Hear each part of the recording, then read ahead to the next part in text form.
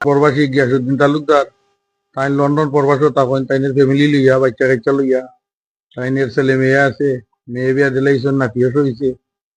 আজকে তাই দুঃখ প্রকাশ করছেন গ্রামবাসীর কাছে, যেন তাই বাদ কাজে লিখিত বরন্ত এটা তাইনের মানহানির সমস্যা হয়েছে। বরন্ত বাচ্চা কাচ্চার কাছে লজ্জিত হয়েছেন, দেশবাসীর কাছে লজ্জিত হয়েছেন, এলাকার কাছে লজ্জিত হয়েছেন। সোশ্যাল মিডিয়ার মাঝে যে প্রচার করা হয়েছে বিশ্বের কাছে তাই খুব লজ্জিত।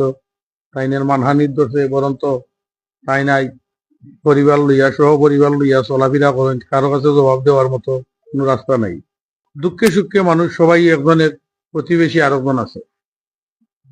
গিয়াসুদ্দিন ভাই এবং তাইনের ওয়াইফে যা কইছেন, আমরা এইসব কাজে কোনো সময় তাইনটা দেখছি না। তাইন দেশও আইলে আল্লাহ আল্লাহ করেন, হয়তো জিকির আজাদ করেন। নমাজ তো আমি দেখছি 5 ওয়াক্ত মুসল্লিয়ারা কইতে পারবা, 5 ওয়াক্ত আমার এখানে নমাজি, 500 মসজিদও আছে। ইমাম সাহেব 4টা মসজিদ আমরা একটা গ্রামও আছে। প্রত্যেকেও জানেন তাই নাইলে তাইনের নামাজের ভাবি বাজারও বেশ বেজান না। ও বাড়িতে থাকুন আর কোন কাজে করবে ধরলে বাজারও যাই।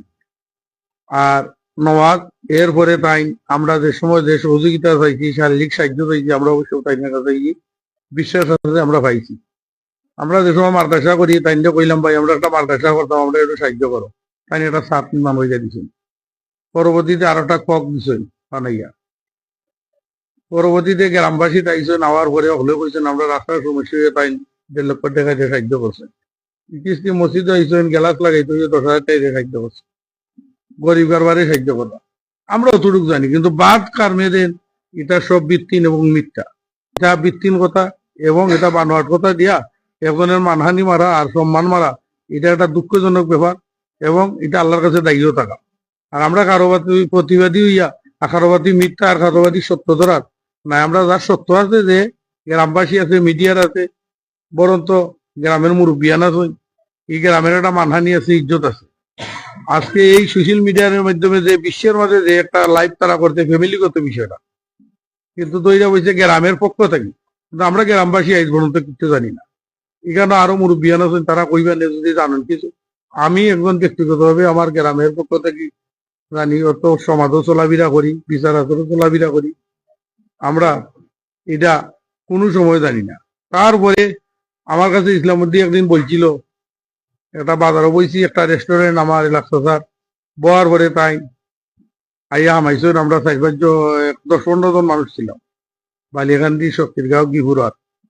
আইয়া ইসলামউদ্দিন কয় ভাই সাহেব আমি আইছি, ধর আমার একটা ভিডিও আছে দেখো। বলে কিতা ভাই? বলে আমার ভাই নাস্তিক। বলে কিতা? বলে আমি একটা লাইভ করছি, ও ভিডিওটা দেখো। আর আমরা বলি ভাই হুন্ডে, এটা হইলে ফ্যামিলিগত বিষয়, এটা পারে না বাজারে মাত্র।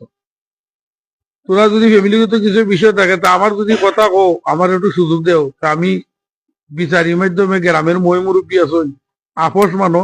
আর ফ্যামিলিগত বিষয় তোমরা বাড়ির বই, আমরা গ্রামের মই মুরব্বী আগে বিষয়টা বুঝি।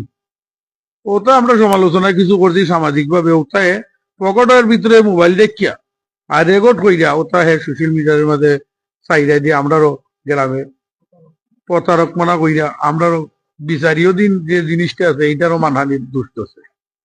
কেন ধরছে? আমরা লজ্জিত মানুষের কাছে এইসব মাত্র। আর সমালোচনা তো দুইটা পক্ষে যদি লাগে, একটা পক্ষের বুঝাইতে আবরকে হয়তো একটু মারতেও পারে।